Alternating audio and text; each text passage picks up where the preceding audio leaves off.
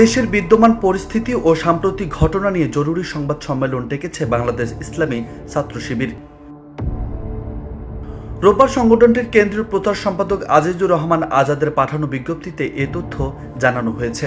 বিজ্ঞপ্তিতে বলা হয়েছে, রোববার বিকেল 4:30টার দিকে বিদ্যমান পরিস্থিতি ও সাম্প্রতিক ঘটনাবলী নিয়ে বাংলাদেশ ইসলামী ছাত্র শিবিরের উদ্যোগে ঢাকা বিশ্ববিদ্যালয়ের মধুর ক্যান্টিনে এই সংবাদ সম্মেলন অনুষ্ঠিত হবে।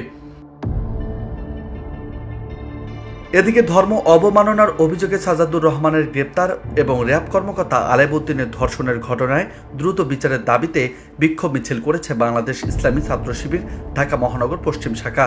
রোববার সকাল 8টার দিকে মিরপুর 10 গোল চত্বরে এ বিক্ষোভ কর্মসূচি অনুষ্ঠিত হয়।